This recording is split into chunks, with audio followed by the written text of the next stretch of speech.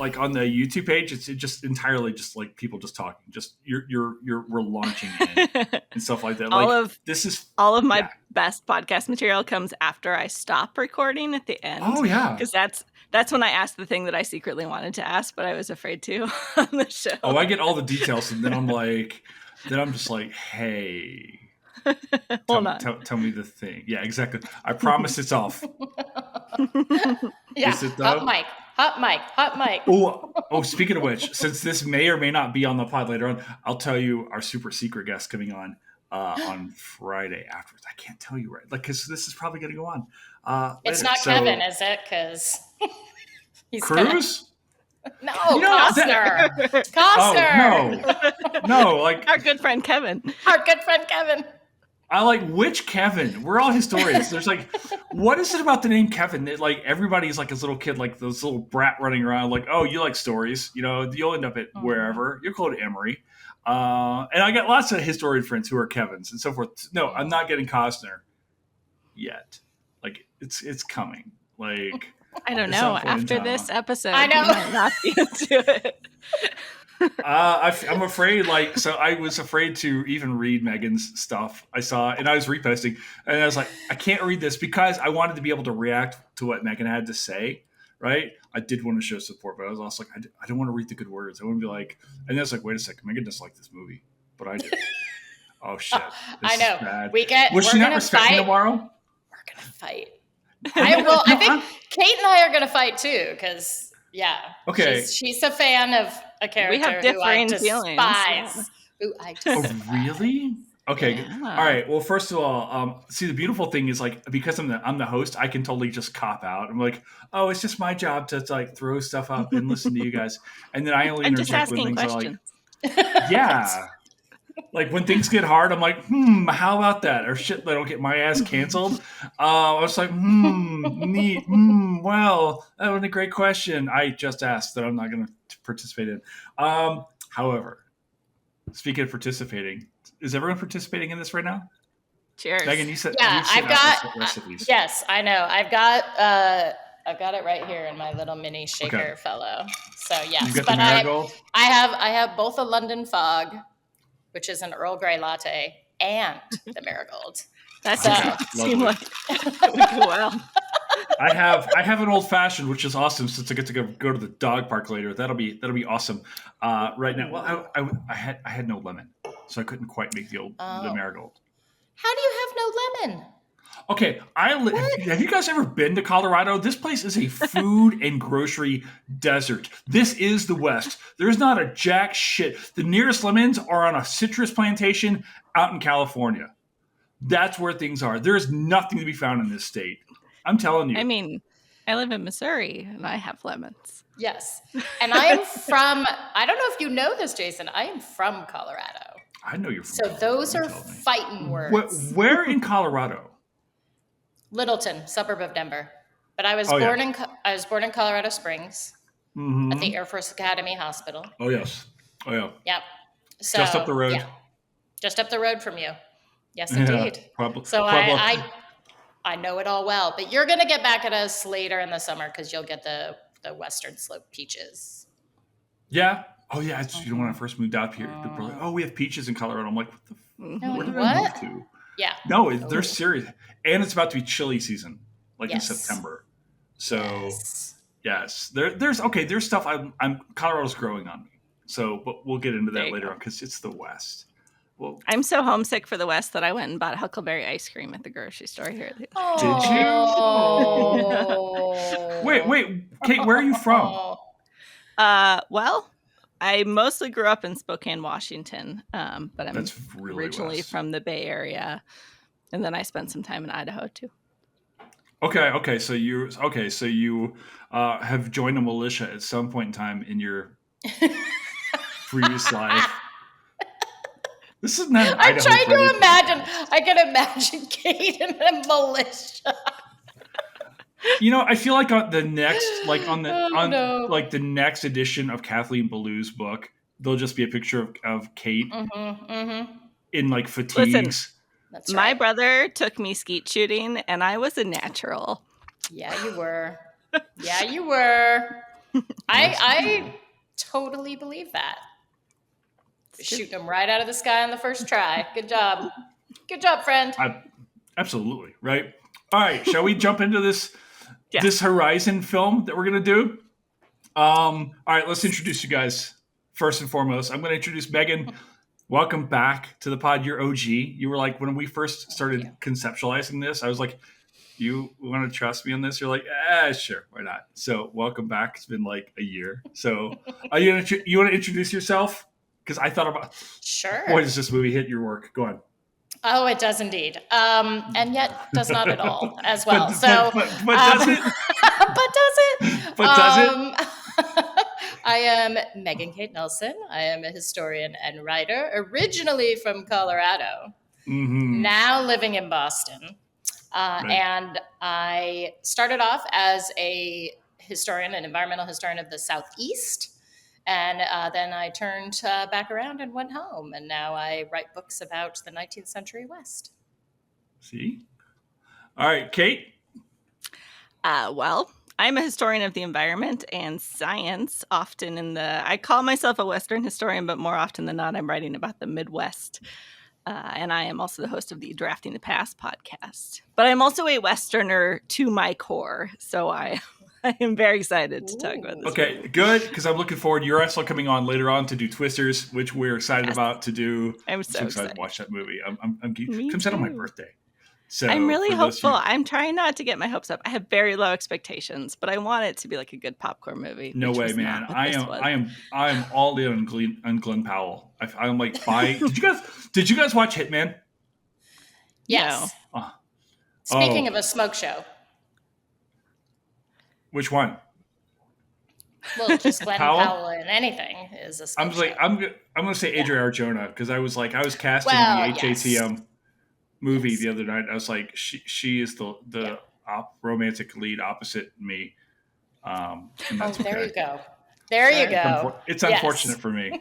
But yes. All right. Yes. Glenn Powell, all right, let's, I still associate with him with his Screen Queens character. Did you guys see that show? I have seen the famous clip from that show.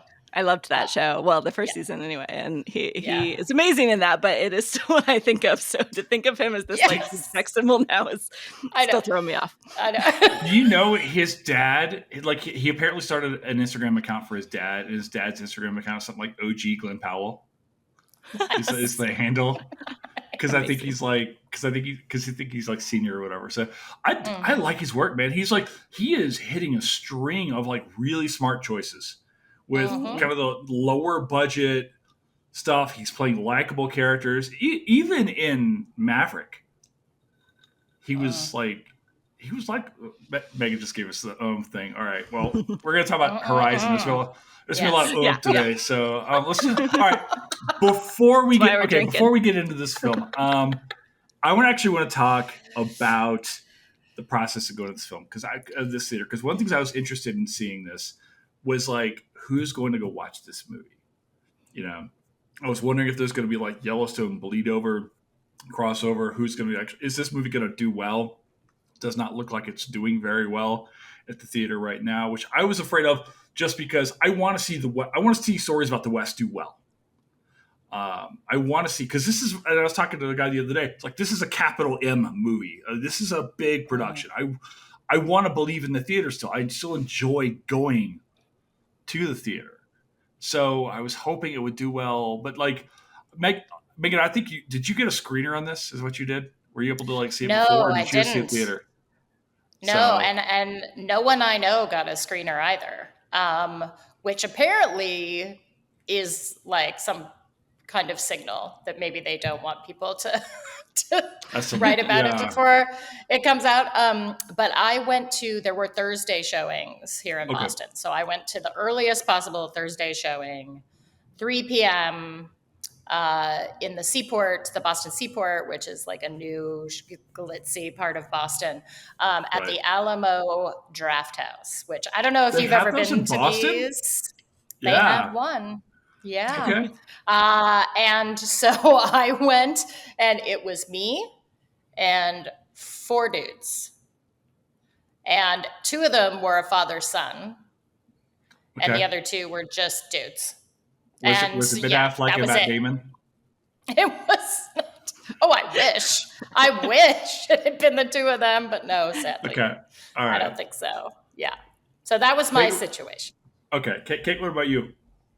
So I'm here in Kansas City, and I'm in the city, and I went to the AMC that's just down the road on a Saturday night. So it was like a solid date night situation.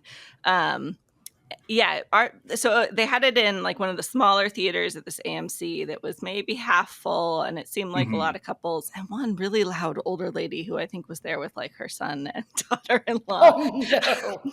I think she was hard of hearing because she kept commenting on things very loudly. But I was curious because this was a very low turnout. I looked at screenings around kind of the metro area, like out in the suburbs, and it seemed to be a little better. There were more seats sold the farther away you got from the city, which I thought was kind of interesting. I can totally see that. Yeah. I booked like the Friday at like 1:00 show. And then it turns out that my job wanted me to work in the afternoon, so I didn't get to go. Ugh. Crap. You're welcome, taxpayers. The sacrifices I make. They were like, "Oh, we need you to take care of the forest because you work for us," which is, I thought bullshit. Nature is and then stupid. I know actually it's a lot of the forest. A lot of people who work with the Forest Service now listen in on this pod, and I'm like, I am so sorry. So hi guys. Ignore everything I said. Oh wait. Well, I'm waiting for the Gettysburg episode to drop tomorrow because I talk shit about the national parks like nonstop. Because now that I'm Forest Service. Oh, did you guys not know about the rivalry? Oh, there's a hardcore rivalry between Forest Service. Yeah, I'm here now. There's gonna be a rivalry. I'm like, whatever. Stupid uniforms. I assume they only drink Pepsi in the Park Service. Mm-hmm. Man, Colorado's a Pepsi state. That's how you know it's still plains. People are like, oh, yeah, it really is. Yeah. I'm working on it. Don't worry. Just give it time. I'm going to fix it.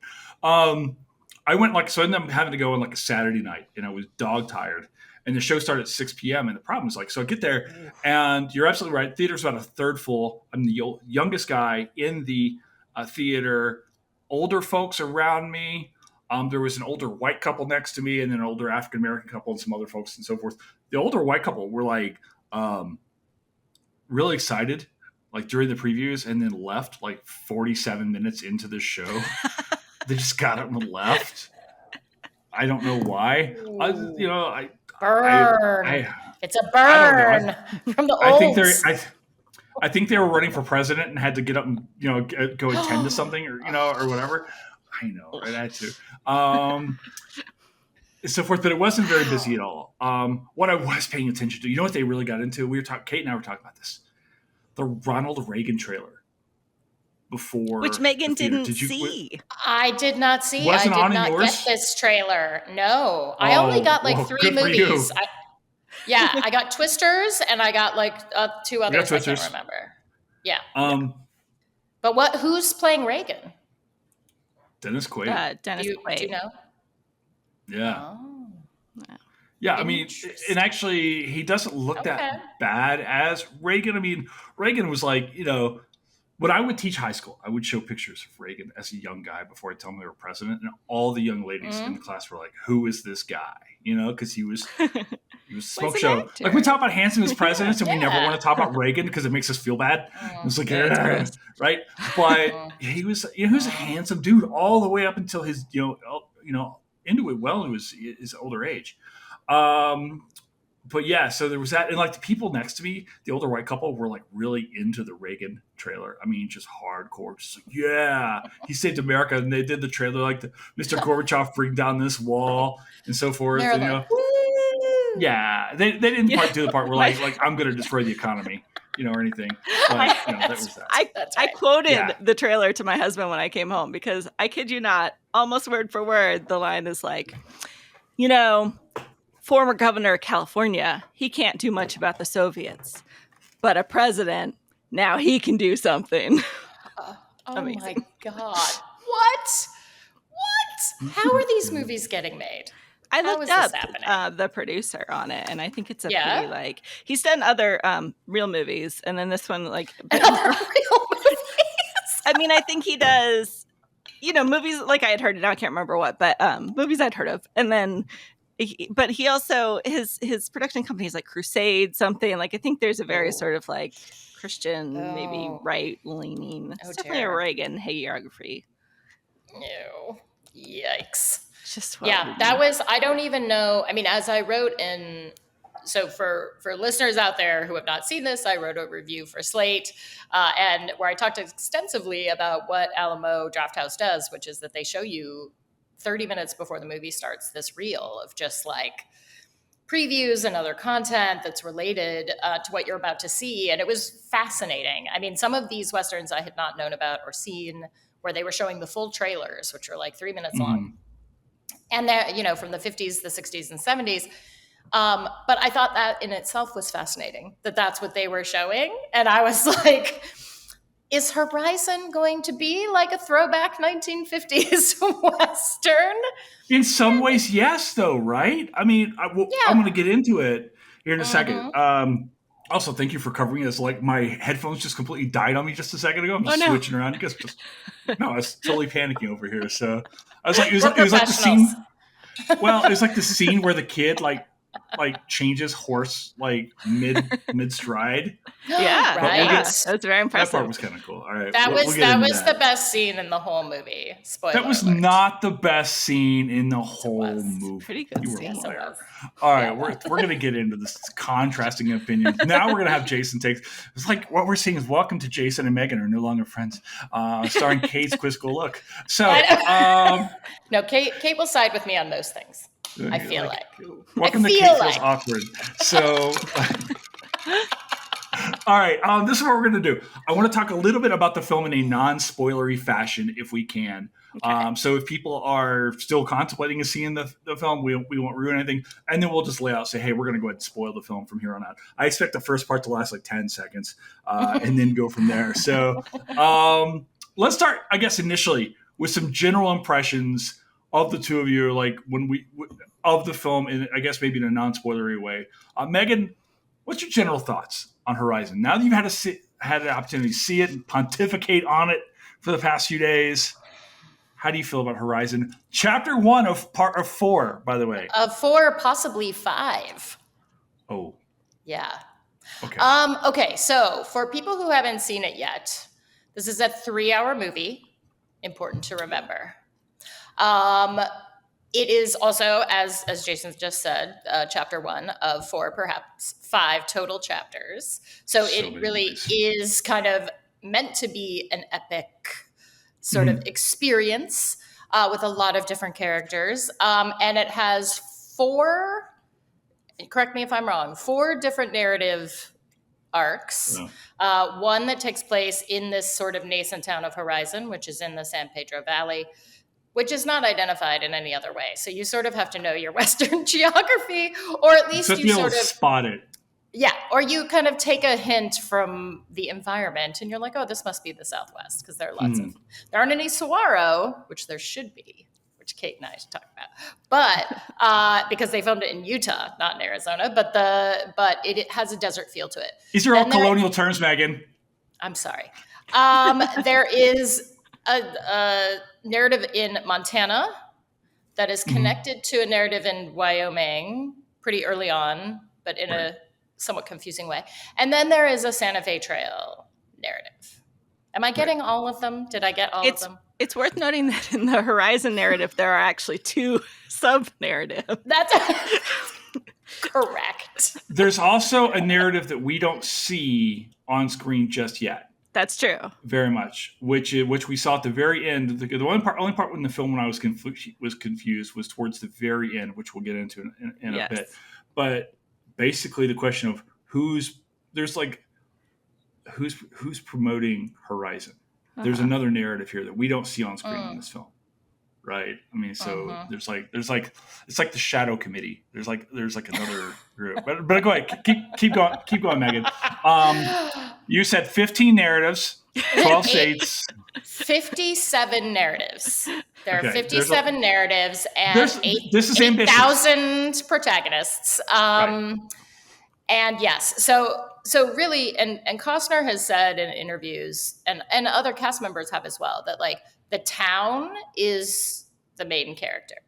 Yeah. And I going into that was very interested in that, the possibilities of that narrative, because I think, and Kate and I have talked, and Kate talks to writers all the time about how one goes about writing history and writing engaging history. And like, this is one possible way to do it, right? You take like one place and then you're like, okay, who are all the people like circulating in and out of this place?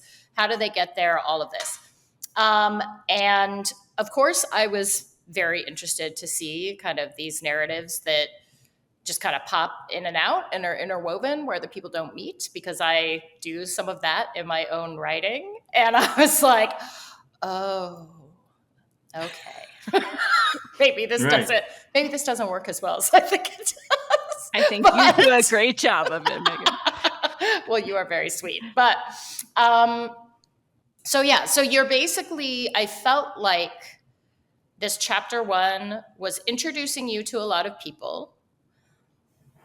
You're probably not going to remember their names, except for one of them, Marigold, after whom our podcast cocktail is named, because they say her name over and over and over again. Nobody else, though. Like, no one else. No, you're like, because you're like, Kevin Costner's on screen. I know. Like, what's his name? We don't know. They say it one time, I think, like near the end. So, you don't really know who they are, or they have no backstory. And that doesn't matter. That's kind of equal opportunity. Like, the indigenous people have no backstory. The white people have no backstory. There are a couple Black characters, a couple Hispano characters, one of who is a smoke show. And that guy is a snazzy dresser.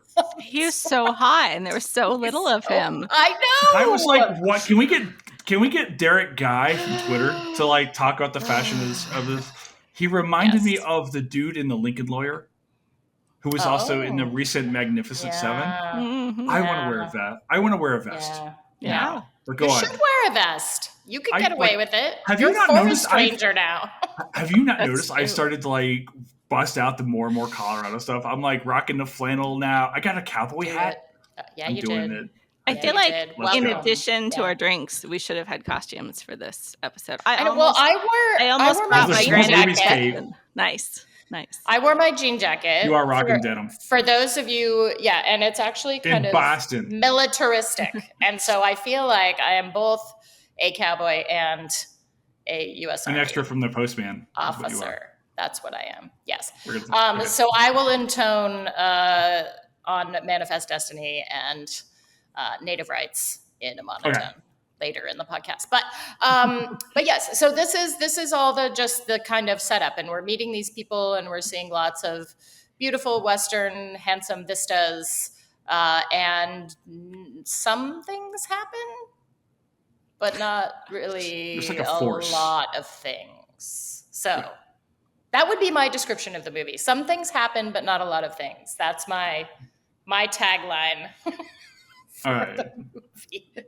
Quite literally, as I'm looking at the screen, Megan is actually reviewer number 2. So this is very much in line. Yes. You are in middle. You are in the middle. So and I'm harsh. I am harsh. I think no apologies. You know what? I feel like you could say this like my ex-mother-in-law would say before the divorce. Was like, I'm criticizing you, but it comes from a place of love. It was not. No. It was. Then she paid for the attorneys. All right, Kate, your turn. What did you think about this? No. I mean, Megan and I were messaging the second I got out of the theater. I feel like my summary of this movie is sort of summed up by the fact that in my showing, at one point I checked my watch because I thought surely we're almost done, and there was still an hour to go. Are you serious? Okay.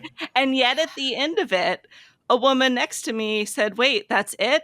Because that's the thing. Like, it's so long, so much happens, and yet also nothing happens in this movie. Like, none of the characters were well developed. I felt like it's unclear what many of the plot lines are doing. It's obvious because we've all been to movies that they're all going to intersect at some point. But at this point, it's hard for me to understand how they're going to intersect in a way that doesn't feel really weird and forced because they're so wide. And yeah, I mean, there's just this problem where, like, not only can I not remember their names, but I mean, Megan, in your article for Slate, you talked about how none of the native characters have backstories. But like you said, like, he's very equal opportunity in that sense. Almost no one has a backstory in this, except for Jenna Malone, who I'm always happy to see working because I love her. And we do get her backstory. But at the same time, like, is she dead? Is she alive? Not really sure. Does it matter? Also not sure.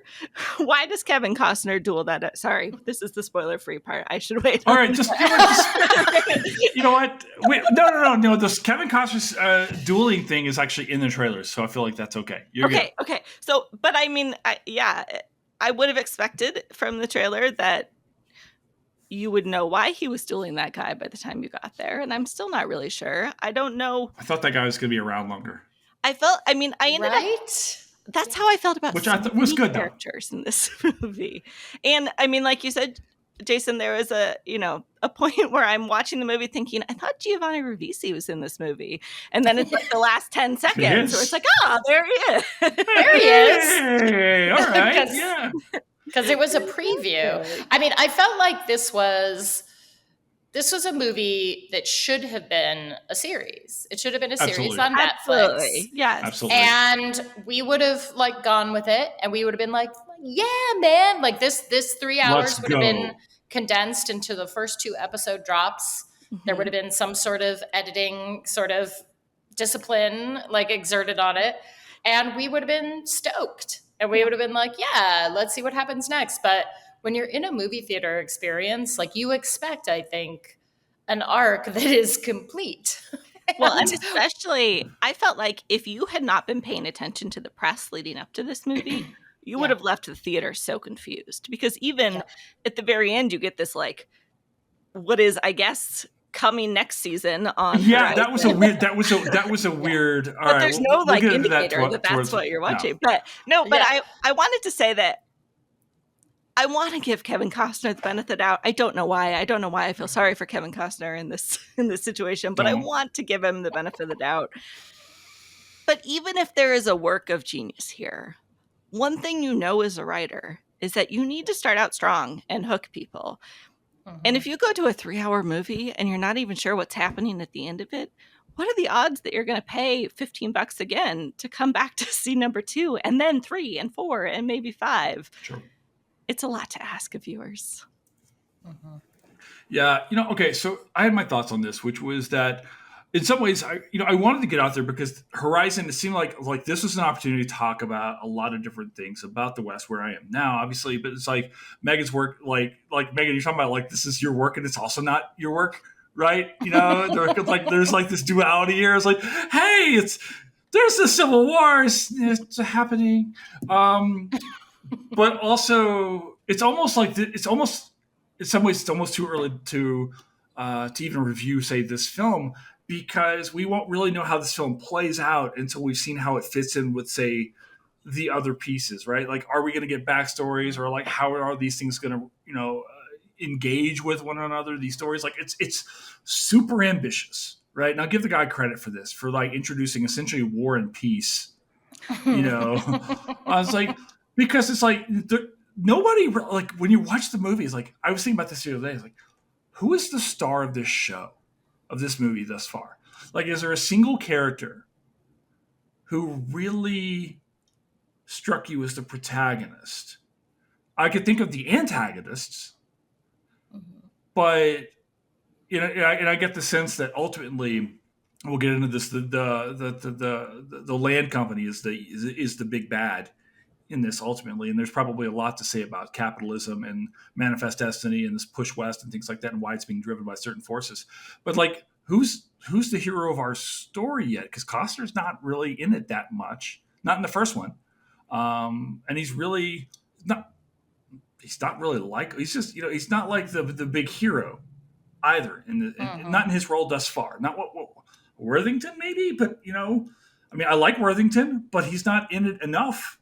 Like, so there's no central lead thus far. There's a lot of likable people and people that I feel like I can relate to. Talking about Piancene, right? I hope I'm pronouncing his name correctly.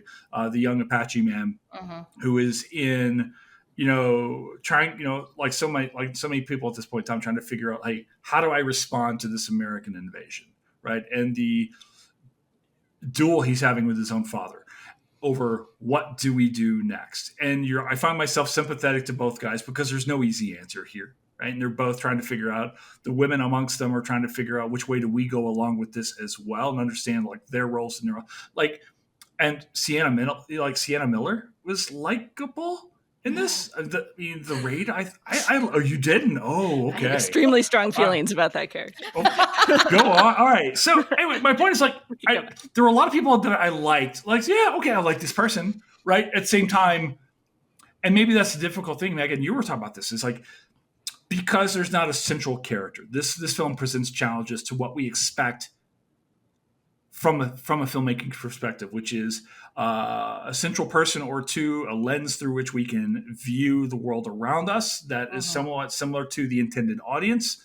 And it's not offered here. This is, like you're saying, this is the history of a place. This is, in a lot of ways, this is like an environmental history.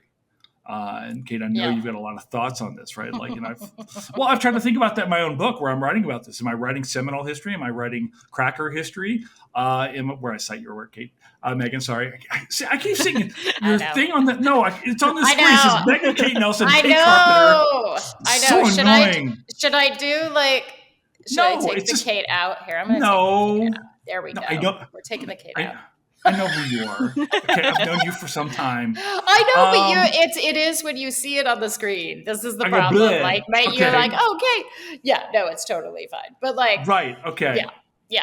Right. So these questions like, how do I write the history of these places? Oh, I'll write it of these people. And like, oh, I'll write it through the history of a place. Right. Yeah. Well, I mean, I think there are ways to do it well. Right. Like, everyone was obsessed with Game of Thrones.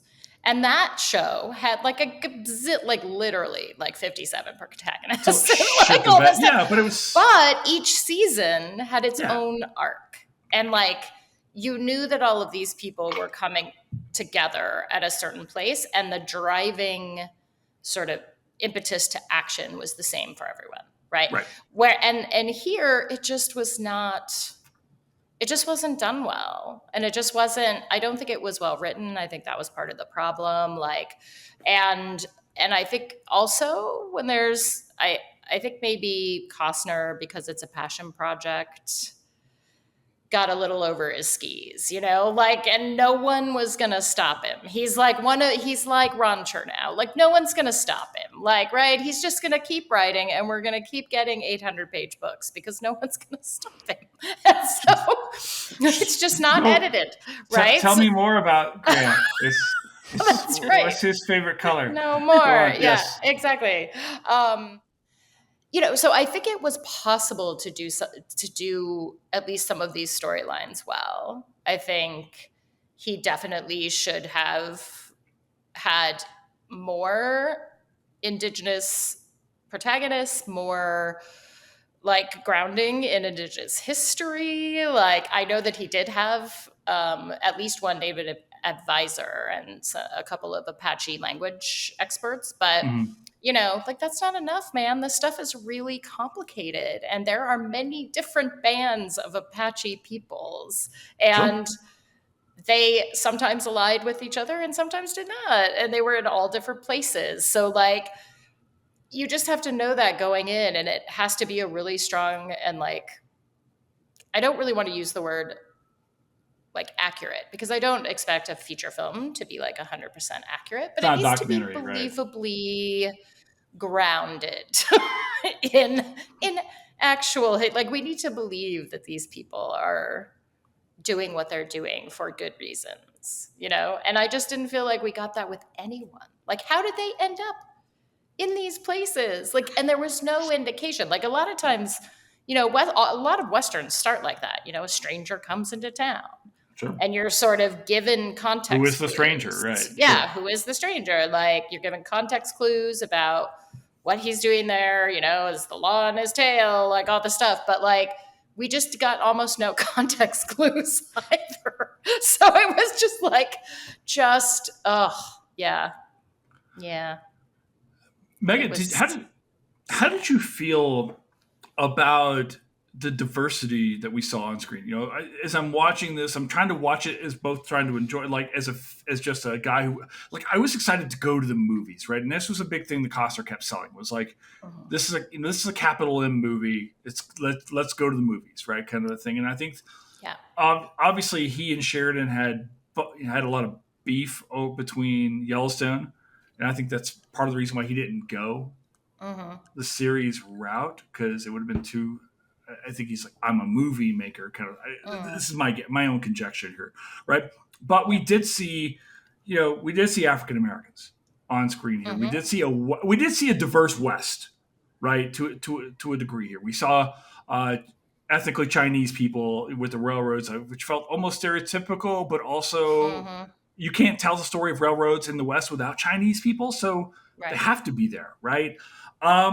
What were your thoughts as far as seeing, and this goes for both of you, like, what are your thoughts as far as the representation that we saw on screen? Our leads are either white or native, and with some supporting characters. So what were your thoughts as far as this goes? We'll get into the gender representation in a minute, because I know both of you have thoughts on that. Capital T thoughts. So exactly. Kate, what did you think? I think it's super commendable that Kevin Costner is trying to show a diverse West in this. Like, I want to say that up front, because he doesn't have to, and I appreciate that he does. But I think, I kept thinking about this idea that we have in, like, when we're talking about women's history, this, like, you can't just, like, add women and stir. Like, if you're really incorporating more people into the history, you're telling a totally different history. You have to step back and figure out what the story is. And I felt like that was what happened to some degree here, is that he realized he needed to tell a story of diverse West, but he still wanted to tell the kind of same history Western that he has relied upon in the past. And so as a result, like, all these diverse characters end up sort of just being set dressing. And so while their existence is maybe historically accurate, it's not sort of fundamentally shaping the way that we look at the West. And I feel like that's part of where he goes wrong. Yeah, I totally agree.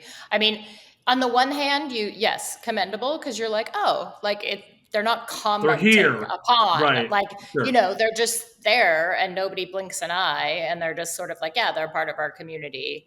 And that was, fairly realistic. And the fact that, the Army had Indigenous scouts, like, but from different tribal nations, like, they didn't explain who they were. Like, they kind of suggested through. I was making guesses as I was watching. Yeah, I was like, I know who you are. Yeah, go ahead. Yeah, but like, so that was good in that, we did have those moments. But then, again, like, if you're not going to center them, I mean, if we think about all of our narratives, there's only one really that has an Indigenous protagonist. And even that is the Horizon narrative, which has multiple protagonists, and most of them are white. They're the U.S. Army officer, and then, of course, the widow, because you cannot have a Western without a widow or a prostitute. So we got both of those. I mean, yes. Yeah. And, then we've got, like, Luke Wilson as... Oh, gosh. Okay, well, I want to get into casting here in a second. Hang tight on the Luke Wilson thing. Because, as a sort of hapless kind of wrangler of this wagon train that is supposedly, moving along the Santa Fe Trail in the 1860s, and there are no other wagons in sight. And they're sounding like this is the first wagon to ever go along the Santa Fe Trail when the Santa Fe Trail opened in 1821. Like, right. Like, people have been traveling this road for 40 years. This is a well-established road. Yeah, sure. Yeah, the ruts are so deep, they still exist in the prairie today in southern Colorado. Here in Kansas City. There you go. And in Kansas City. And so, I mean, there are just certain things where you're like, what? Right. What are they doing? Right. It was so frustrating. Do you want to talk about casting now? Actually, like, okay, sure. If you're listening, we're going to start venturing in. We are going to venture our way into spoiler territory now. Yes. Not unlike our travelers who are just making their way west. Now, so I do want to talk about casting. I'm making my cocktail now, which I could tell. So listeners, this is called the Marigold, after everyone's favorite prostitute, Marigold, the hooker with a heart not of gold. No, right? No, I mean, there was some curveball. There's some curveballs here. A heart of coal. Yes. Right. So this is basically a Gold Rush cocktail. It's 2 ounces of bourbon, 1 ounce of honey syrup, and 1 ounce of lemon, with an addition of the bitter tears of disappointed historians. All I'm really hoping to do is like get this show sponsored by like Buffalo Trace. I'm like, come on, let's just fucking go, right? That's all. Okay, so you're absolutely right. In fact, I've got my phone in front of me here, and I'm looking because it's the only way I can remember anybody's names from the show. Because I was like, oh, that's Michael Rooker's character. Oh, that's Sienna Miller. Blah blah blah blah. Right? Do you want to maybe talk about high points and some of the casting that you did like before we get into the Owen Wilson diatribe? In a moment, were there cast members that you liked? I liked the Sykes brothers. Okay. Who were the super hotties from Montana territory? They're bad. I know, you can be hot and bad. They're hot and bad. They're bad. Wait a second. I'm sorry. I'm gonna have to start smoking in just a second. I need to I have tattoos. What else? They wore. Listen, you need to get a long duster. You need to get a long duster. Those fur coats. With the fur on it. You got to drape a fox or like a raccoon or whatever the hell they had. Drape it over your shoulder and start kicking people in the chest. Like that's what you need to do. The elder. The elder. He is. His Are you gonna be a minute? Do you need a second, Kate? His whole look is somewhere. No, is somewhere between like what he is, I guess, which is Montana outlaw, and like Russian oligarch. That's right. Yeah, they were sort of. I mean, they were the ones who I was most interested in their backstory, right? Really? Because clearly they've got. Because I was wondering, I'm like, well, first of all, Montana Territory doesn't exist yet. In 1862. So that's problem number one.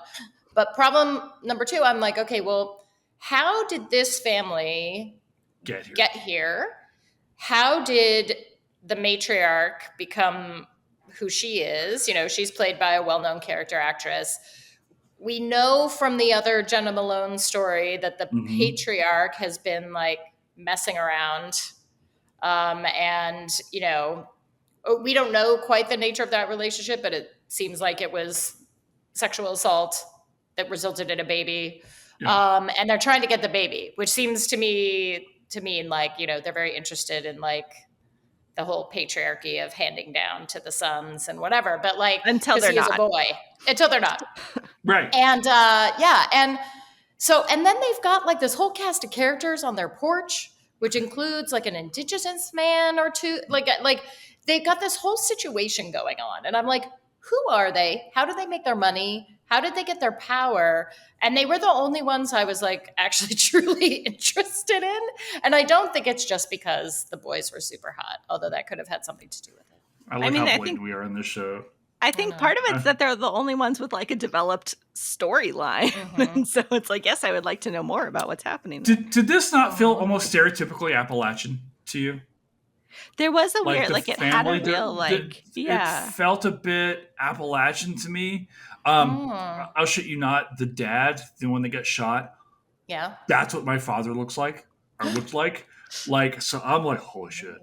Yeah. I also come from Illinois. I'm just saying. But like, I didn't turn out like the guys, but I'm also not a horrible person. You're not a murderer, hopefully. Yeah. That you know about. So I'm just saying, not yet. Maybe I don't know. All right, we got. I did find the interesting thing about the matriarch, right? Because here's like, we're kind of talking about like, oh, this has got the damsel in distress. At the same time, Mom clearly knows what's going on with Jenna Malone, and she's still giving orders. Like it is very much like it's her show. She's running the show, especially after Paul gets shot and may or may not make it. Right, and she's sending the two brothers out, and they are out there to do her orders, no questions asked. Right. Aside from the hot hillbillies of Montana, were there anyone else you were interested in? I mean, I like Sam Worthington. I just felt like he didn't get to do anything except sort of pensively stare off in the distance. And that's Sienna Miller. And make out with Sienna Miller for no reason Inexplicably. whatsoever. Because she's Sienna Miller. No. I understand why he wants to make out with Sienna Miller. Yeah. Oh, yeah. I don't understand why she makes out with him. Actually, no. She's not really my type, but go on. But and they're not really, like...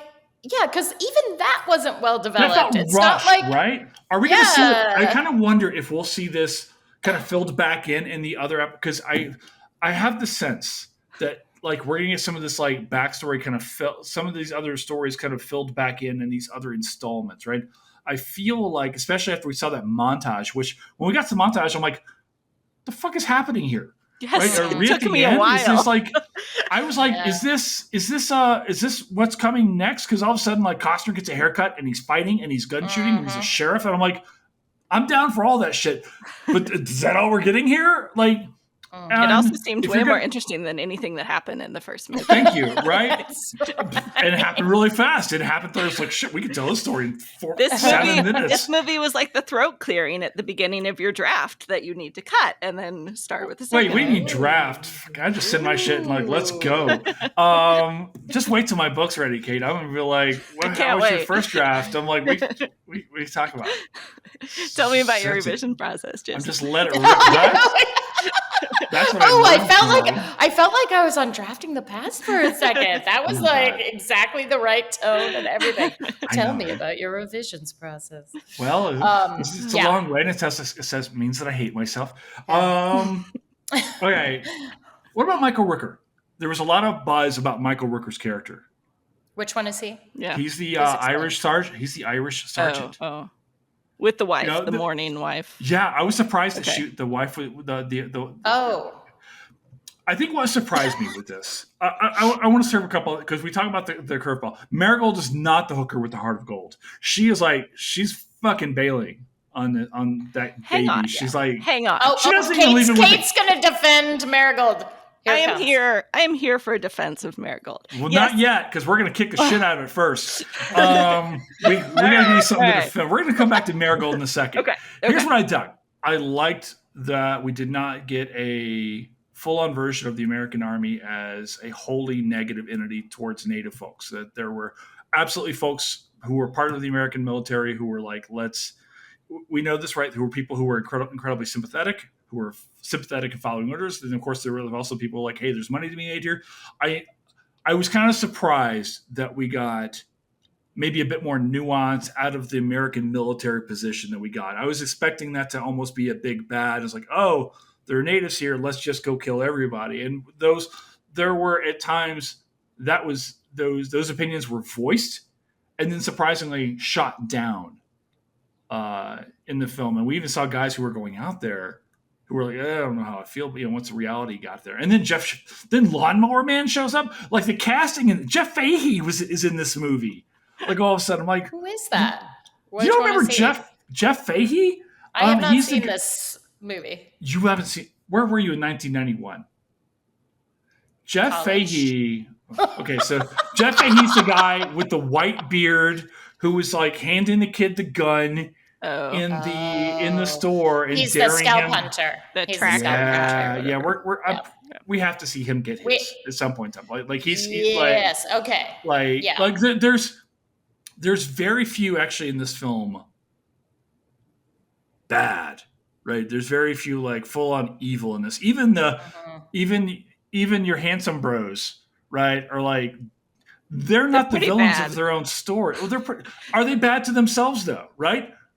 Like in their own minds, they are following mother and father. They're doing what's right by the family, looking out, gonna go get baby brother. Almost felt like the Mad Max series, right? A little bit. right? The blonde one, though, was a complete psychopath. Yeah. You know who we I mean, he just sort of picked a fight with Kevin Costner for no reason, and he ended up paying for it. Yeah, I believe that was in the first historical. In historical terms, we call that fucking around and finding out, right? That's right. So, that's right. Never fuck around with the old man who you think can't shoot a gun, who's like, yeah, I just carry this gun around. Don't ever trust that guy. I thought it was cool. Trust him. When he turned around and Costner's just kind of holding the pistol at his side. I'm like, you sure as hell don't try to quick draw a guy who already has his gun out. Right? He's already witnessed. So bad. It's like, you're so bad at this. You are so bad at this. I thought little brother was actually going to shoot Big Brother. I thought, like, when they were fighting and Big Brother was kicking his ass, that he was going to, because I kind of liked Big Brother. Sure. Yeah. You know? All right. But I do. Okay, let's talk about let's not like that, man. Y'all half the audience like that. All right, Kate. Let's talk about Marigold. Great. I want to have you defend Marigold. Go for it. I do not want to defend many things about the portrayal of Marigold, but I do want to slightly defend Marigold's character. Which is that, okay, this will tell us a lot about you as a person, I think. Great. And I'll grant you, so for anyone who hasn't seen the film but is hanging with us through the spoilers, she she has been babysitting this child and then ends up having to go on the run with it to protect his life, which she does. At the very end, she bails and leaves him with a family of Chinese railroad workers, which we can talk about that decision in a second. But I want to say that the thing about Marigold is that I felt like until maybe that last choice, she is the only character in this movie who reacts rationally to the totally bonkers things happening around her, right? She is just babysitting, and then there has been a duel in front of the house, and Kevin Costner, a person she has just met a minute before, is like, hey, that guy that you don't know anything about was coming here to kill you and this child, and now you must go on the run with him and upend your entire life. How would you react to that information? It's not normal to be like, cool, I'm okay with that. That sounds terrific, right? And so then not only is she reasonably upset by that, but then she's like, well, Kevin Costner, this is your big idea, so you better take us with you. And then she bitches much of the time. And honestly, I appreciated that about Marigold. Everyone in this movie should have been bitching all the time.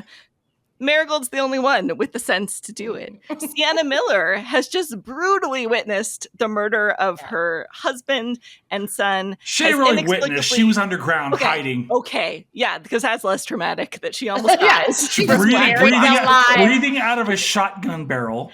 Buried alive. Screaming as her teenage son is shutting her in and going to his death, right? She's had this incredibly traumatic experience. Almost say and then she's just making out with Sam Worthington with no explanation, right?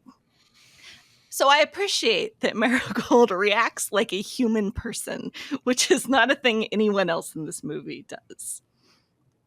That's all. All right. I will take that. I will take that point. And she does apologize for being such a stone cold bitch, like, during that scene. And so I was like, okay, like, she apologized, like, maybe they're going to have, like, a real friendship or whatever. And then everything went freaking sideways. Then it was like, oh, okay, so she's turning tricks again in this new town in Wyoming. We think we're still in Wyoming. I don't know. We never knew where we were. It's also, Wyoming doesn't exist yet either, by the way. And there wasn't, like, gold mining there. Well, and don't they say that he has family in Council Grove? Which, anyway. I know. It was confusing. One of the many things, Kate. One of the many things. So she's then suddenly, like, turning tricks. And there's some guy we've never seen before, also unnamed, just a sort of bland, brown-haired dude. Very end, yeah. And so he's talking to her, and he's like, well, I'm leaving tomorrow. And then he hits her. Mm-hmm. And then she leaves with him. Yeah. And I was like, what? And then she leaves a note for Costner, even though she knows he can't read. I'm like, what's happening? Like, what? And leaves the child with the Chinese family. couple. Because of course they will take the baby in. Yes. Likewise leaves them a note in English. Fortunately, their daughter is apparently quite fluent in reading English. Why wouldn't she leave the baby with Costner's character? I don't know. I mean, she does.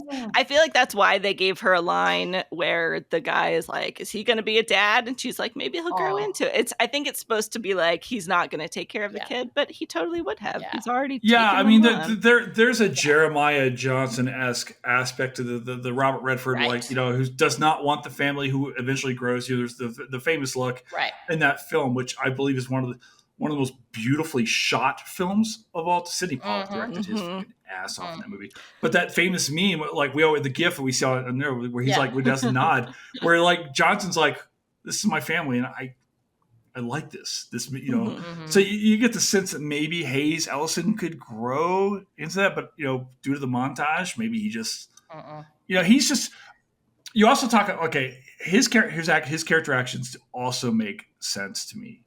He's a guy who's just kind of working his way around. He's a laborer of some sort, right? Working horses, did you guys understand what he did? I felt stupid because I felt confused and I didn't know what he was sharing with his I got friends. the sense that he's a guy who's just like, he's just kind of taking jobs to get by. He's a kind of a jack of all. He's a hardy guy, right? Who clearly knows his way with the gun. There's a backstory there, and again, there's almost like a Boba Fett aspect to this, right? You guys were talking about like, there's no backstory here. Like, I don't always need to know because when I know too much, we've all seen the film Solo, right? Like, you ruin the character. So I'm okay with him being a drifter of sorts and things like that, and then kind of be like, okay, this guy's a dick and he's got a gun. He's clearly going to go kill this woman who I have no affection for, but I don't want to see a woman get killed. There's some level of code there where he's like, I can't let him just go kill her. This guy's clearly a threat. I have every reason to shoot this guy. I'm going to. And then he's like, okay, hey, I was almost surprised that there was really no inward debate where he was like, oh, should I take your knife? It's like, get in the fucking horse and let's go. So his character actions make sense too. He's like, I found myself in we got to roll, right? Did you get the impression this happened to him a lot? The little silent communication with his friend where his friend is silently like, did you kill that guy? Well, yeah, I did. All right. The sheriff? Okay, get out of here. No, his friend who came in with him. Yeah. On whatever they were. Were they bringing horses or were they bringing horses, I believe, right. Was it gold that his friend asked him for? I don't know. I honestly cannot remember. I actually watched A Million Ways to Die in the West on Sunday night after watching this on Saturday, so I'm getting the two of them a little mixed up now. Like, when does Charlize Theron show up? Talking about beautiful people. Sadly, she does not show up. Would have been welcome. Give it time. I feel though, like I don't know, his character actions kind of made sense to me. Like, I like Costner as an actor. I mean, so much of the stuff that he's done. We'll get into filmography here in a bit. Like, I'll watch the guy. I'll give the guy the benefit of the doubt. If he's got a movie coming out, I'm gonna watch him, right? You did, however, Megan, refer to Luke Wilson. Yes, I did. This was the only cast member, because I really thought the actors were generally, whether or not you like the story or not, good actors.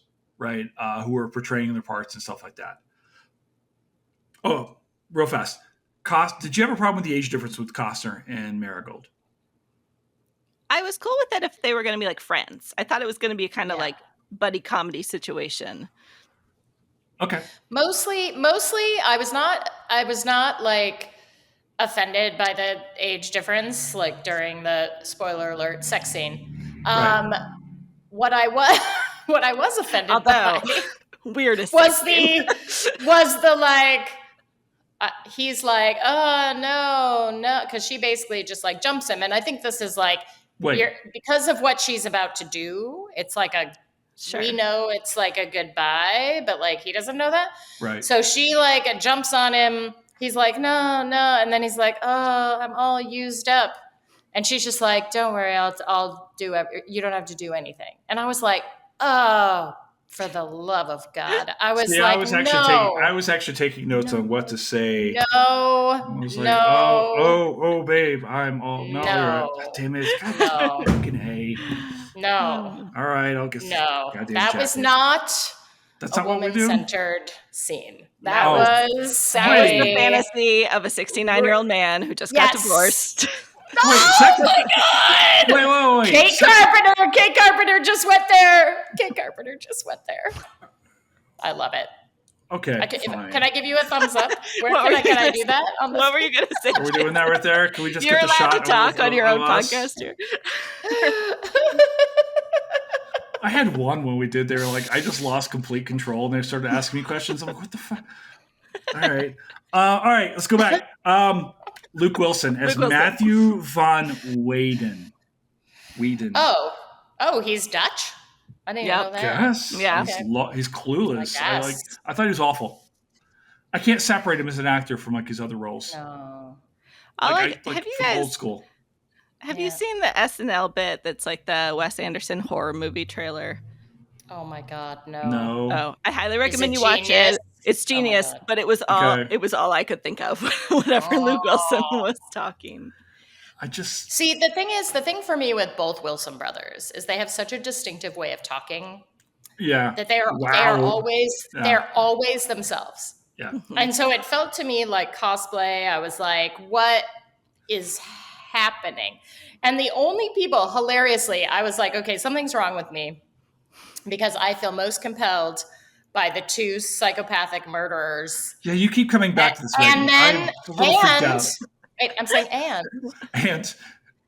and the adorable hapless British couple who are he's the artist and she's just like the artist assistant / wife, and they are clueless and hilarious. Is it my turn? You can go, Jason. Yes. All right. Goddamn, Ella Hunt. Holy fucking shit. She's stunning. No, you guys already did this with the Hillbilly Brothers. We did. Go ahead. All I could think was like, here's a young actress,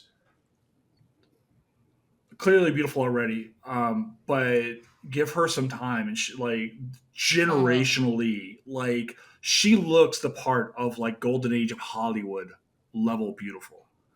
I was like, her character is great. I wasn't expecting, like we saw in the montage, there's like more sexual violence coming that we did not see played out here. You know, when I first saw the two guys watching her, I thought almost at first, like this might sound weird. I thought almost at first they were playing this for laughs, almost like these are the two doofuses. Yeah. I thought so, right? I was like, oh, these are the two doofuses that see the pretty girl from a distance. Haha, it's whatever. We've seen this in film. And then you're like, wait, as we see in the montage, this is actually getting much, much worse. Oh, did we not see her face bruised in the montage? Yeah. It looked like she'd been attacked, right?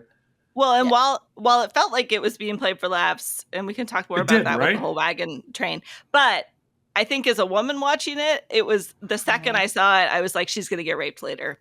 Like, thank you so much. So I really hope I'm not coming off as insincere here or taking this because I absolutely recognize this, and I was having this conversation the other night about my own freedom when I walk around Colorado Springs, home of amazing badasses. The other night, I was like, I can walk around no matter where I go, and I never, ever, ever, guys, worry about my own body. Not one bit. Right. Not one bit, ever. That is just not the case for women. So we read these situations differently. And obviously, I recognize that at first when I was like, hey, okay, and then pretty quickly turn on. But there wasn't that immediate. My default was not to, she's in danger. But it's also, I mean, you're totally right. And I appreciate that, Jason. But it's also not just like a woman's experience, but also like, I don't know, narratively lazy. I think that like, here's this beautiful, naive, gorgeous, kind of stupid woman. She's definitely going to get raped. And it almost feels like the husband's going to get killed. Right? Oh, yeah. It seems that way. Or he's going to become a badass, which I am rooting for. Coward of the County. Do you guys know that song? Yeah. Do you remember the song, Kenny Rogers? No. Megan, you don't know Kenny Rogers, Coward of the County? No. Okay, you know this, right? I don't. No. Get the fuck out of here. Okay, there's me listening. Go on. All right. Yeah, are you going to splice that in? Yeah, make a playlist. Make a playlist. Oh my gosh. Fletcher, our producer, like he says that if we talk about things in context, we don't get sued for it. All right, go on. Yeah. Okay. And just Kate, I'm sorry. Yeah. No. All I was going to say is that it just felt lazily, it felt like the natural way for this narrative written by all these men to go is that she's going to be punished for being beautiful and stupid. Yep. Naive. Yeah. And ill prepared. Yeah. To like be out on the prairie, as opposed to the daughters of the other guy who are, they're wearing pants. Because that's how, if you're going to ride a horse and you're going to drive a wagon, why are you wearing all that stuff, right? And like that, and so they are, the whole like Santa Fe Trail narrative, I thought at least had some interesting characters who were like, I was somewhat interested in knowing more about them. Not the Luke Wilson character, I didn't care, but I think but then you also get the sense of threat. Like initially when, you're seeing the cattle rustling around and someone is watching her, which is creepy anyway. Right. I was like, is this supposed to be like a native person? Are we going to get like Kiowa or Comanche action here? Like what's going on? I know it was two guys from the, who were working for the wagon train and the, I don't know what their role was. Because again, we don't know anything about any of these people. But the fact that they hang out together and they're separate from the group and like Luke Wilson goes to talk to them and they're physically threatening to him. I was like, oh, great. Like, yeah. So there's going to be a dispute here where, and I could see that like as a legitimate kind of plot line. Mm-hmm. But yeah, Kate, you're exactly right. It hinges upon the punishment of a woman for being in a place she's not supposed to be, which is like ridiculous. But I did like those two characters. I'm like, it's the artist. I was like, it's Albert Bierstadt. It's Thomas Moran. It's William Henry Jackson. It's like, oh my guys, just out there. I did want to know why they're there, though. I mean, this was just so frustrating in this movie is that, like, we're never told why they are part of this wagon train. Why these completely unprepared people are here. Yeah. Like, do they have, like, a commission from someone? Are they there to, like, has a railroad magnate, like, hired them to go sketch pictures of the West? Is he working for like the London Times, writing a feature on the West? I mean, sure. You don't know. Why are they there? You don't know. Right. Are they there on some, I got the sense that they were there on some naive like adventure, like we're young 20 somethings from wealth in England who are going to go see the frontier before it's gone. And I do want to talk about this idea of the Jackson Turner or the Frederick Jackson Turner thing, because it is all over this film, explicitly spoken by Danny Houston's character, the Colonel, right? And there's this bit, he's like, so much of I did like how the Civil War, like in dances, is still talked about in this film, right? And even more so in this film than say that. Kind of. Okay, we'll get there. Like, I want to get your thoughts. No, I want to get your thoughts on this, right? Because I was doing the DiCaprio three-cornered war thing over here. When they would say this, right? But Houston was very much like, look, it's coming, and very much in a sympathetic way towards natives and so forth. He's like, this war is over. There's no stopping this train. So can we talk about Frederick Jackson Turner, this idea of the frontier, the collapsing frontier? Yeah. There was no way we weren't going to be able to talk about this, right? Like, we haven't talked about that goddamn thing since 90? 93. Thank you. Fucking Chicago, my favorite city. I love Chicago. The only city I like more than Boston, actually. Really? I love All right, Boston. we're going to put a pin in that and fight about it later. I love Boston so much. I have one city I like more than Boston. One. Like, all right, but can we talk about the idea of this vanishing frontier, what Costner's trying to talk about this, and maybe, and kind of go from there. We'll come back to Costner in a bit. But what were your thoughts on this idea about where the frontier is in Horizon? So Frederick Jackson Turner, for people listening who may not know who he is, historian, University of Wisconsin, gives this paper at the American Historical Association meeting in 1893.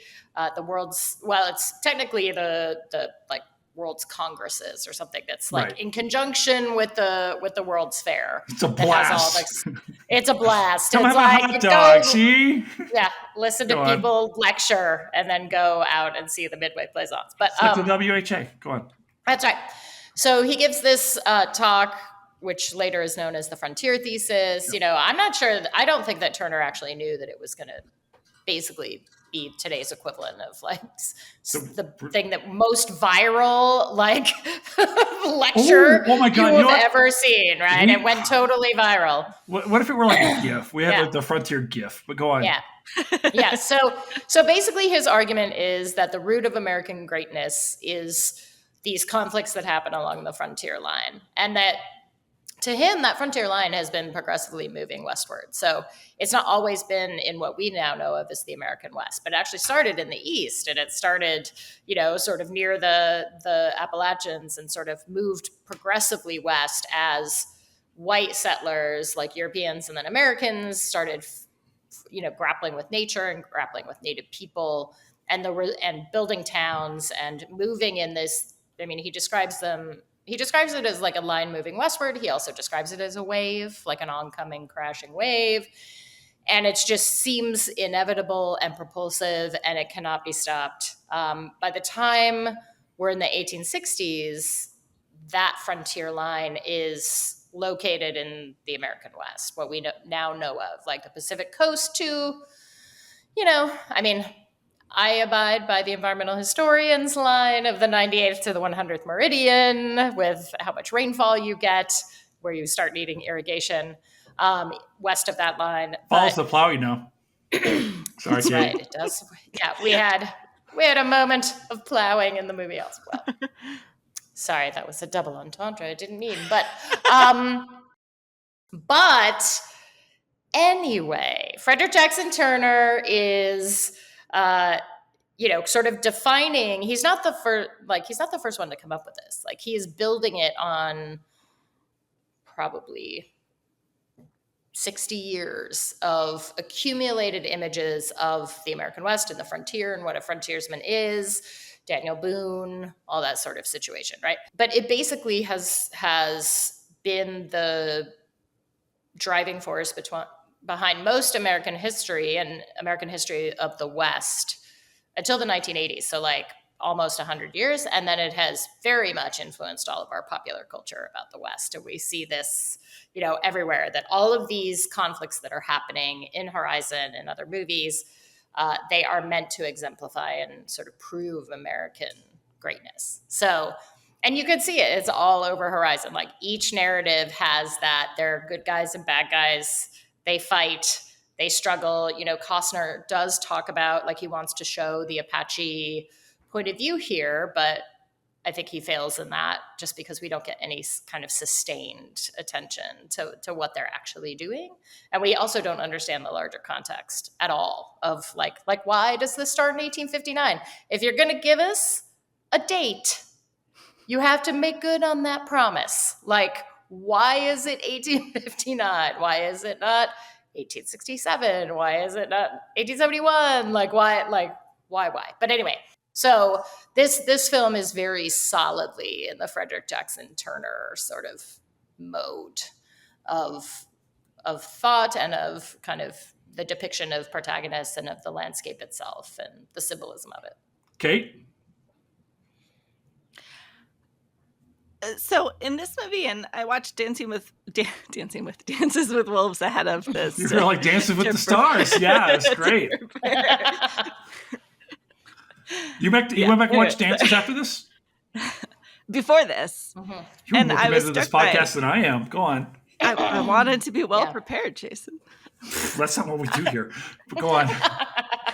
I am the guest who did not write a Pulitzer finalist book about this region, so I felt the need to justify my presence here. Please. But in it, I mean, Costner almost quotes the Turner thesis in Dances Absolutely. with Wolves, right? When he's asked, why do you want to go out there? He says, I want to see the frontier before it disappears. But I wondered, I mean, Megan, you know this time period a lot better than I do, but it feels like both of these perspectives are oddly not presentist, but presentist from the perspective of the 1890s, right? That like there's this real feeling of the frontier closing, even though these films are set in the 1860s, and a real sense that like it's already over. But I don't know that the historical actors would have felt that way. Like I think they would have felt a much greater sense of contingency than is presented in these films. Yeah, I think it depended on who you were, right? Like I think like Ulysses S. Grant goes on a tour of the West in 1868, and he takes his son with him. I'm talking about fathers and sons. And he actually I think he takes two of his sons. Yes, go on. I know, he takes two of his sons, and he's like, I want them to see the West. I want them to see the buffalo, and I want them to see the Indians before they're gone. But that's like the late 1860s, right? This is when the U.S. Army has already, you know, the reservation system has already been established. The U.S. Army is now dedicated to forcing indigenous peoples onto those reservations. But it's also still like the time period that Horizon takes place in, which we think is like the first scenes are 1859, and then we kind of jump to 1862. Yeah. But I wasn't clear if we were getting all the way to 65, 66. It was very muddy. We never got another kind of time marker. But the 1860s are like the high water point of indigenous resistance in the West.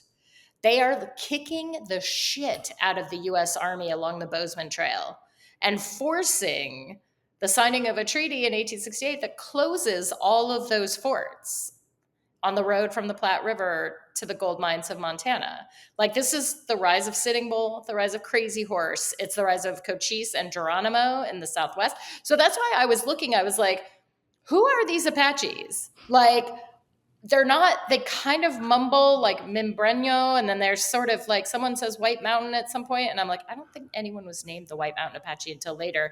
But like, and I'm like, these are based on location. It's the Chiricahua. But like in 1863, the U.S. Army kills Mangus Coloradus in cold blood, who was one of their major chiefs, 70 years old.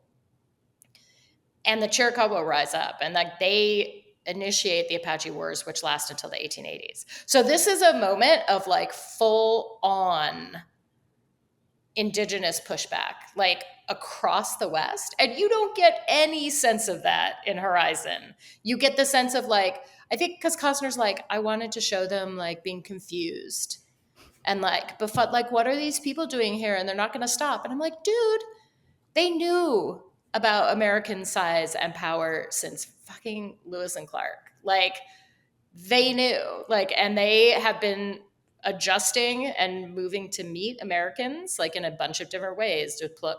Diplomacy sometimes, outright violence sometimes, you know, negotiation and treaties sometimes, like, and you get none of that backstory in this. And you don't in Dances either. I mean, and in Dances, that's the Lakota. Yeah. And all you know about the Lakota is there's this one small band. There's no mention of Sitting Bull. There's no mention of Crazy Horse. Like, there's no mention of this greater like alliance with the Cheyenne and Arapaho. And it's like, and they don't know how to use guns, by the way. Vanishing. Yeah, they've never had a gun, even though they've been trading with the Spanish and the English, you know, 4 of them, and the French for like 7 I remember watching Russell Means tee off on this. He was like, "Are you serious?" But go on. Yeah. I'm sorry. Yeah. Yeah. No. I mean, it just is.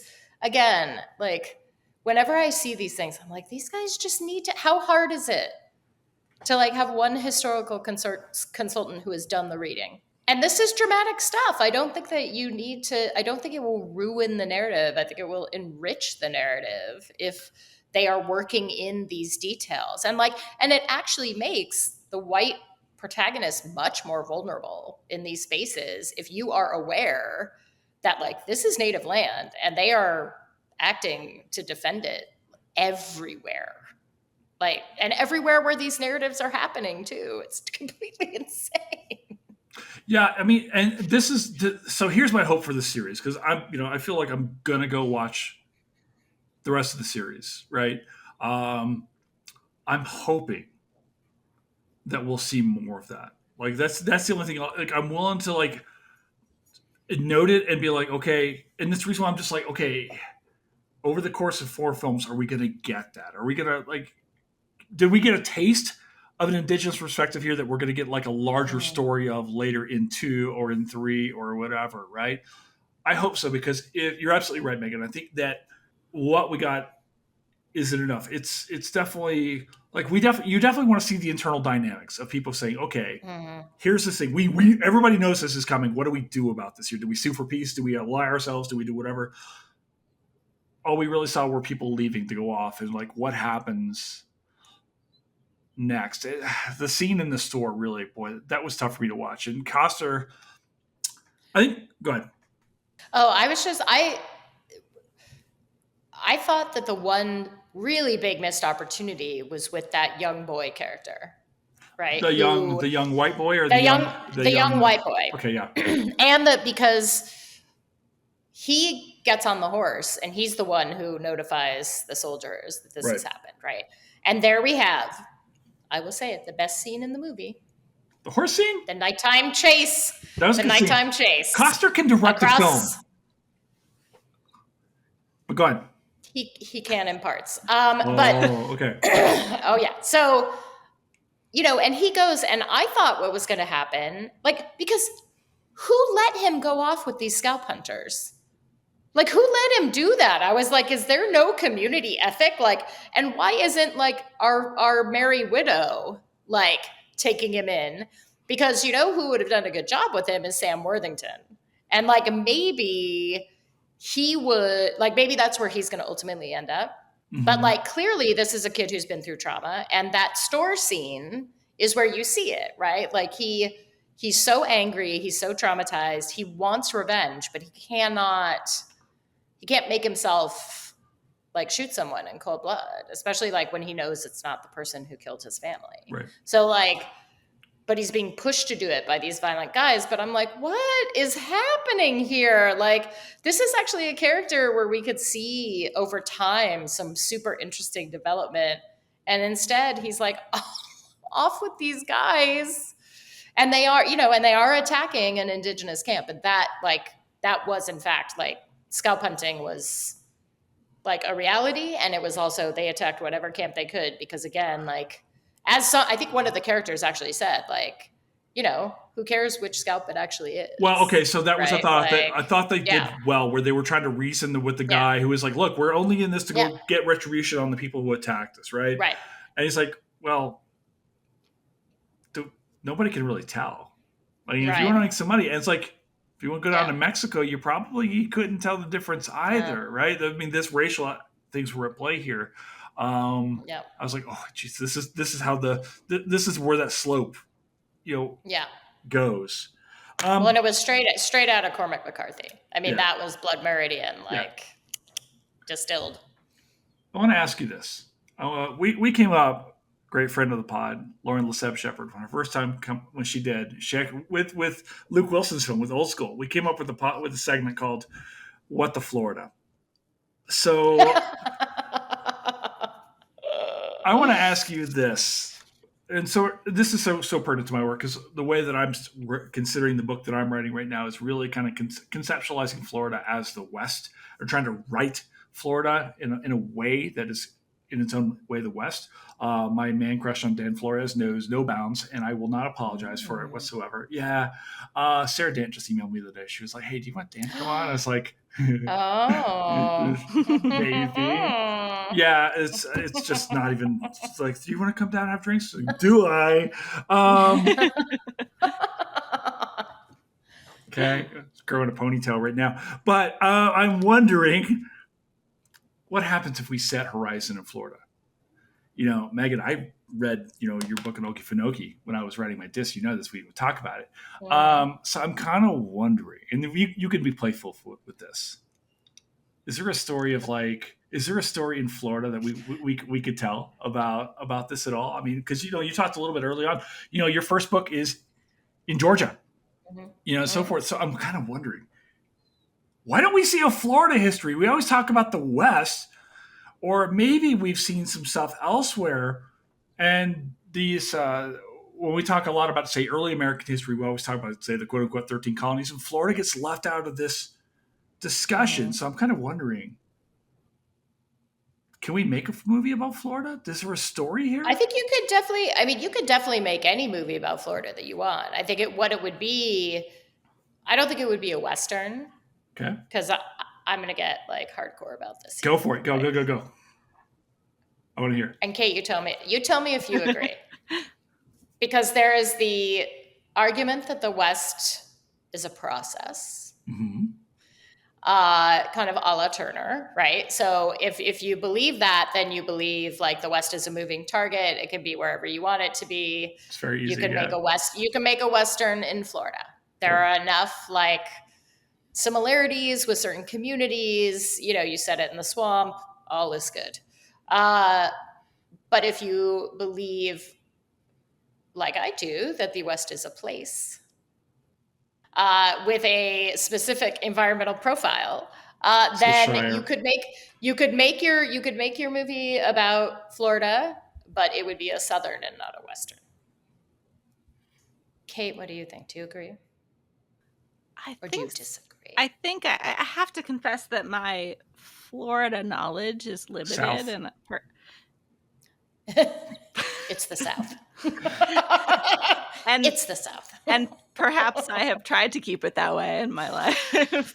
But I think that, I think the West is a place, and I think some of the battles for resources that are happening are so essential to what makes Western history. And I think that those are different in Florida. And it seems to me, and this is where my Florida history might be totally wrong, so you can just tell me that I'm way off base here, but it seems to me that the massive presence of the federal government in the West is such a huge part of the story that is hard to recreate in other parts of the country. Yeah, I've often thought, especially if you want to go from a historical perspective, what happens a lot, say, in the context of this film, say 1859, 1863, kind of in some ways plays out in Florida during the Seminole Wars and things like that, where you do get this massive influx of American military. A lot of the same players are there. Quacachee is captured and is in Fort Lauderdale in 1841. At the same time, a young lieutenant named William Sherman is there. So a lot of these guys got their teeth out there. But yeah, I kind of wonder. Mostly I set this up just so we can make fun of Ron DeSantis. But wait till we do the rest of the episode. He's really just a little Frenchman running around in the suit. I do think the Sykes brothers would be very comfortable in Florida. Oh, yes, they would. They'd have to abandon their long dusters. Yes. That's not tenable. Right? They'd be very sweaty. A little bit. Would they would get some. This is where the alligator cowboy boots come Megan, from. If they were the big, tall, sweaty gentlemen with negative clothing, okay, not necessarily. But I do think. I think there would be a really interesting movie. There could be a very interesting movie set in the Florida borderlands in the 1820s, because then what you have is a really interesting mixed community of indigenous people. You have, Americans, you have, people, still Spanish and English people. Say the C word. Period of Florida's, the crackers. There you go. Is that the C word? Did you know I was banned from writing that in my dissertation? Yeah. Really? Yeah. Well, did you put it in quotes? Fuck no. No, absolutely not. Okay. There is a well-established cracker tradition in Florida now, where people that's in Florida, that's their version of redneck or coon-ass or anything like it has been made into a thing. I'm sorry, go ahead. Yes. Well, yeah, for the Okefenokee, I was talking about swampers, which was a very specific iteration of that term, of sort of poor white rural. But so you have that group. Then you also have, Black men and women who are trying to escape from slavery in Georgia and coming through Florida, South Carolina, also heading south, which is an anti-intuitive direction to head for freedom. And so that is a very interesting space at a very specific historical moment. And I think you could make a really interesting movie about that, like an interesting historical film that is about community and that's about people trying to like do what they're doing in Horizon, which is to create a new life for themselves. Hold on. I'm making a note to have you blurb my book. Go on. There you go. That's it. Sorry. There you go. All right. But it would not be a Western. All right. Let me ask you this. Let's talk about other Westerns. Because one thing we do want to talk about in this pod is when I originally pitched this to you, I was like, you guys want to watch Horizon? And you were like, yeah. So you want to talk about Kevin Costner? I'm like, okay. So I want to talk about Kevin Costner's The West as we kind of round the bend here. Yes. I went back and looked at his filmography. I kind of sent this to you. We've got a bunch of movies. Silverado comes out in 85. Dances, obviously, is the big one in 90. Wyatt Earp, we tend to sleep on, 94. I put in Waterworld as a Western. I know this goes against your idea as far as, but maybe the whole world is underwater, therefore what is West? I don't know. It plays with the same themes. The Postman, 97. Open Range. Oh, yeah. Open Range. And that one he wrote, it's basically Dances, Open Range, and Horizon are the ones that he's written and directed. Yeah. I don't know how you feel about Hatfields and McCoys as a Western, but we talked about this idea of this moving west. I threw it in there anyway. Highwaymen, I don't know. Then, of course, Yellowstone, which is the other one where I think you kind of have to, even though it's Sheridan's thing, Yellowstone kind of resurrected Costner's career. He was in a bit of a lull. So are we noticing, looking back at those films, are there films that you either like, that you really don't like, that what's Costner having to say about the way? It's clearly important to him. You know, I think maybe before Yellowstone, we would associate him mostly with sports films and baseball. Yeah, baseball. Right. But also I think now it's baseball and the West. So what are your thoughts? What is Kevin Costner's West to you? Like, are there films here? Are there themes? Are there things that you like here? The things that drive you nuts? Were the things when you went in to go see Horizon were like, shit, based off what I know about Costner, this is what I'm expecting to see. It's an open-ended topic. I just kind of want to get the idea as far as what's Kevin Costner, when we talk about the West, what's Kevin Costner's The West to you? I mean, I will say that my favorite of all of those films, I know exactly what by you're saying, far, is Silverado. And the reason for that is, I mean, it's a great film for a lot of different reasons. But here's what I also wish for future iterations of Horizon, and I don't know if it will happen. Okay. But will someone just crack a goddamn smile? Because, like, it was so... I was going to call... Like, if I was going to do my review for Slate on a different vein, it was going to be called Horizon. Why so serious?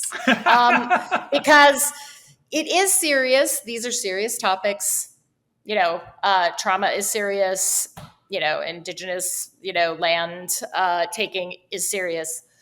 But part of the sort of whole job of depicting people as real people is that they laugh. They live, laugh, love. And they live, laugh, love, man. They do. They have a journey.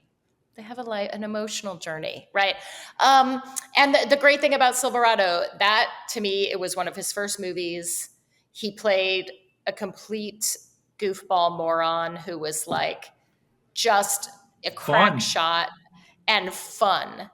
And everyone thought he was fun. Everyone loved him. And he was hilarious and amazing in that movie. And I love that movie. But it also is a movie that is sort of uncomplicated because the big bads are the corrupt sheriffs, right? So like this is the shift in Westerns from Native people being, really a part of the film and the enemies, and then being completely erased from the West in these visions. And all of Costner's best films are the ones that do not have Native people in them because the narrative is much tighter. And he's not trying. Although I will say, I did go back and watch Dances, and I was like, oh, okay. Because there are depictions of the Lakota laughing. They're fun. Being real, human. Being human and having relationships and marriages and like parental relationships and internal squabbles. And you don't see all that stuff. Yeah. Yeah, exactly. Exactly. But that's I am wishing not only for a Sterling Harjo Western, but I am also wishing for another Silverado, like that has that same kind of loose spirit and that kind of like taking things on, but doing it in a way that is actually like engaging. Did Silverado not feel like we were along for the ride? Like when the four guys, when Kevin Kline and Scott Glenn and Danny Glover and Costner, did it not feel like Kevin Costner? So good in this movie. But all four of them were great, right? All four of them were great. You just totally buy it. That hat. I gotta go get the Kevin Kline. I was thinking the other day I want the Kevin Kline hat. But like you felt like whereas this you were watching the movie. Yeah. Right? Yeah. Kate, what do you think? You went back and watched all the Kevin Costner films. Not all of them. I didn't watch all of them. Couldn't handle Notice that. how none of us were like, why? None of us were like, Wyatt Earp. No. It's so overshadowed by Tombstone. I would like to make a pitch that Field of Dreams is a Western, but it is a Midwestern. But that aside.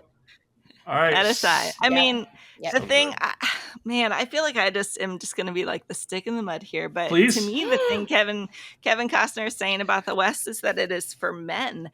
You know, that's just like the most consistent message that arises. It is not the message he's trying to send or that he thinks he's trying to send. But to me, it's the one that is there most regularly. Including he said that. Yeah, I mean, Megan, you and I talked about this ahead of this movie that like he talked really specifically about how this film like has all these strong female characters in it and how women are going to drag their husbands to see this movie. And that's what makes his Westerns deep. And I don't know that Kevin Costner knows any women based on that. You know, that that's right. I spent much of the movie trying to decide which of these women he felt were strong female characters. And in the end, I wasn't sure, except maybe for the matriarch of the Sykes family and maybe Jenna Malone, who's quite interesting. But, you know, like almost every woman in this movie has a child in her arms through the whole thing, which isn't to say that you can't be a strong female character when you're a woman and a mother. But, you know, they all exist very much in the service of men's plot lines in this movie. Yeah. And absolutely.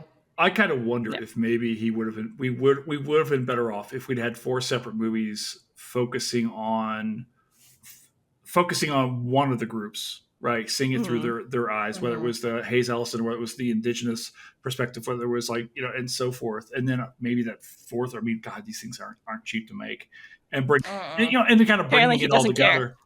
Yeah, I mean, well, you know, I'm invested because I want to see what he has to say over the course of this, how this is going to play out. And I think the next one's coming out in August, and I think we'll get a sense of on my birthday. Is that right? Okay. Wait, when's your birthday? August 16th. And you're a Leo. What is your social security number? I feel like I did know this. I think we did know this already. I feel like we already Leo agreed season. That it was inevitable. Leo season. You know what? It's my birthday in 17 days. So it's cancer time. I'm just saying. All right. Okay. You're almost a Leo. You're Leo adjacent, and we'll take. You know what I am is almost 50. I'm 47 in like 2 weeks, and I am fucking dealing with some shit right now. That's an excellent age. Is it though? Hey man, I'm about to turn 52. All right, bring it. All right, that's fine. Bring it. That's good. All right, we've made it to the end here of all of our films here, of the films that we like. We'll come back at some other point in time and talk more about some of these other stuff and so forth. Chapter 2, right? Like called. Oh my God. Megan and Kate said so. Like, if there's no if there's no half nude sweaty men, I'll just ask somebody else to come on and be like, you know, it's That's right. every time. That's right. Megan, every time you come on, this show devolves into like a smoke show competition. I'm sorry, I can't help it. I'm fine. We didn't even talk about my favorite. Listen. Go. Oh, who was your favorite character? Oh, that as you and I and Megan talked about, the Hispano guy that we do not learn anything about. Who was that guy? Yes, he's so mysterious. Hold on. Who is he? I'm looking at his character. We don't know. There's 4,000 characters. Alejandro Era? Is he Chavez? I think so. Yeah, it looks like born in 84. Yeah, Alejandro Era. Are you guys Googling right now? No. We're just watching you Google. I know. This man is far more handsome than I am. It's not close. So we are not, ladies, we are not posting a picture on him on this fucking podcast. I can tell you that much. Not so. Let us just say, Kate and I will just say, just as a PSA to all the women listening out there, the straight women, watch for that character and pay attention, and hopefully we'll get more of him. I hope so. He shows up for this like pivotal functional moment in the film where he kicks aside the dresser and he has this very interesting but inexplicable exchange with this racist guy. And then he never, I mean, I guess he's kind of in the background, but we never learn anything else about him. It's so disappointing. But he chews on a little like cigarella. Are you guys okay? Do you need some more time? Yeah. No. Listen, Kate and I are gonna make a fortune. Like we're gonna write a sexy Western. We're gonna write a sexy Western. And we're gonna make $1 bazillion. This is how 50 Shades of Grey. You're gonna write 50 Shades of Hay. Is what you're gonna write. It's gonna be a female centered. It's female centered. Jason, that sounds so itchy. I know it does. Nobody wants that. Nobody wants the hayloft. I'm gonna take you to my danger plateau. All right. Oh, no. But this is going downhill fast. So, final thoughts on Horizon Chapter 1 of many. Oh,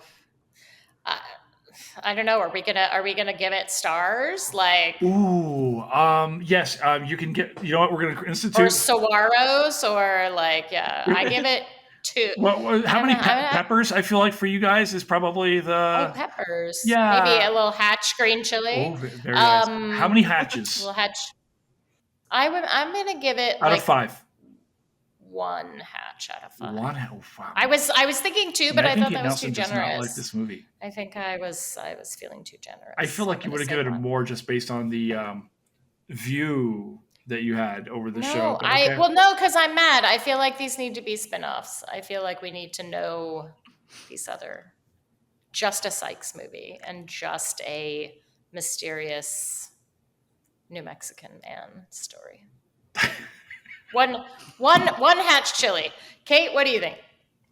Yeah, I'm gonna go with, I don't know, maybe 1.5. I'm pretty Kate's mad face at right Kevin now, just Costner like, because no, well, I'm genuinely angry at Kevin Costner, both because I did not enjoy my 3 hours. I could not believe how long it seemed to last, and on top of that, I want to know if it gets better, so I feel like I'm going to have to see the second one, and then I will waste another 3 hours of my life. I feel like if we see the second one, that'll tell us whether or not to invest in the third or fourth. I'm willing to go back for one more. Okay, so are you guys going to go to the movie theater to watch it, or are you going to wait for it to stream? No, for me, can I be like, I still very much enjoy the pageantry of the theater. I know it costs a bunch of money and so forth, but I also know when I go to the theater, I'm going to put my phone down. I still love the aspect of going to the movies. I still enjoy getting my Milk Duds and a large Coke, not Pepsi. First thing I checked at my theater here was Coke place. I liked seeing the trailers. I feel like we see too many trailers, and we were talking, I love trailers, but 35 minutes of trailers before the film when it's a 3-hour movie is it's too goddamn many. Oh, can I ask real quick before we go? What were your thoughts on that montage? Because by the time we got done, I was like, fuck, we're over? Like, at this point in time, I was like settling for like a long flight. I was like, let's go. And you show up here in Paris. I'm here for you, Kevin Costner. I was, okay, because I do feel like he's got something to say about the big bad here being this company in New York. We finally see Giovanni Ribisi for like half of a second. And I don't know if he's really cast properly either. It's hard for me to see. It's hard to tell. But it's like the montage. Is this what's coming? Like, I feel like we needed the word saying "coming next." Yeah. All of a sudden, it was like, montage time. We got half a movie to go, and then because at first, what I thought was happening was that we were getting a little bit of like here's what happens to them. First of all, I did not realize until I read it later that all 4 of these chapters are supposed to take place over like 12 years or something. I thought it was going to be a much longer time, but I first thought the montage was just covering like the next couple years, so that when we start in chapter 2, we'll like jump ahead a little bit. But then it was so many and clearly like plot lines we didn't know anything about yet that it was like coming attractions. It's very confusing. I was confused. I was really confused. Yeah. The only reason I was not confused is because I read about that in a review. So I knew it was coming, and once it came, I was like, hallelujah, it's over. Thing is almost over. Because I knew, but then again, it was so weird. And it was and I could see, like, if you had no preparation for this and you didn't really know anything about Western history and you didn't know, like, you would just be completely lost. I mean, the fact that we were lost and like we've done a lot of reading. Like, we understand what's going on. We know words about things. But we know words about things. We talk about these things usually in an articulate way, unless we've had some cocktails in the afternoon. But no, it was just, there was. All right. It was just is our final review on this. I'm going to call it now because you watched this movie for 3 hours. Well, wait. How many hatch chilies are you going to give it? Out of 5? Yeah. 7. It's like, let's go. The West is for men. Jason. You did not love it that much. No, you did not. There was. Be real. There was a bathing scene. I was like, that was so high. People were like, oh, you bastard. I'm like, are you guys just now discovering this about me? There's no redemption arc here for me. I'll give it 3.5. I think there's potential here. Okay. I think if we take this on its if it's a single film, I don't think it works. There's just not enough here or anything. But I also think we all know that this is one of a bunch of other films. So it's, again, hard to review because we haven't seen how this whole story, how this whole narrative plays out. So cinematically, Kevin Costner obviously graduated from the John Ford School of Landscape Porn. There's like, we've all been through these areas. It is insanely beautiful. So I'm looking at I know where that is. I know where that is. That's really pretty, blah, blah, blah. I'd say 3 right now because I think it can be something. And I'm going to reserve the right to change this later because if it's shit later on, I'm going to move it down. But if it all if he's able to tie it together, I think it could still be special. But we're going to have to see. We're going to have to see what, because it's like, this was the introduction to all this stuff. I don't know. Ella, call me is what I was going to say. And I'm good here. So listen, we've all had our moments here. That's it. So Megan Kate Nelson, Kate Carpenter, thank you so much for being here. Thanks for having us, Jason. Yes, thanks for having us. It's great to see you guys. Awesome.